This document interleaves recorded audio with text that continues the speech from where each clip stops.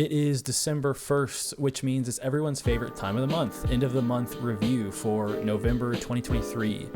So funny enough, the last day of the year was our worst day. I actually hit my stop losses on every bot. So I'm running about a $100,000 account on a 5% loss on each bot, which means the most I can ever draw down in a single day is $20,000. Well, we hit that limit yesterday. It did not feel good losing $20,000 in a single day, down 13% on that account.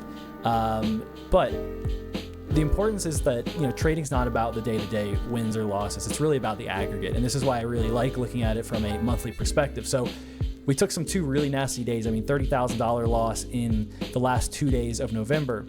But we have to balance that out. So looking at the beginning of the month, there were days where we made $36,000 and $25,000. So this is the importance to where, if you see a $20,000 day in the red, don't get discouraged. Don't stop trading, because that next day could very well be a $36,000 or $25,000 day, which means you would make it all back up. Now, if you decided to not trade after a negative $20,000 day, you could potentially be missing one of these days here. And, I think this really drives it home. So if I go down to the rolling period analysis, which basically goes back one day at a time from the most recent day. So you can see we are in the red all the way down to looks like the 10th of the month. So 20 days ago, we actually are in the green briefly. We're up $6,700.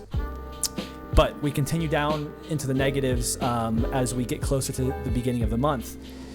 And then magically, it looks like we're up still $37,000 over the entire month, even with that $30,000 kind of 2-day losing streak we just had at the end. And I think this illustrates a really good point, is if you stop trading any one of these days, you might never actually come to this $37,000 profit. You might be stuck somewhere in a negative $30,000 loss for the month of November.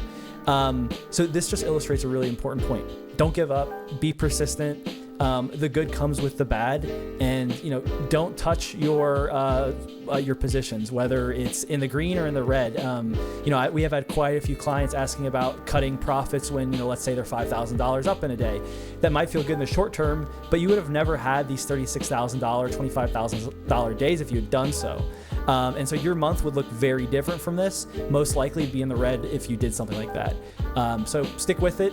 This is really about the long term and not the short term.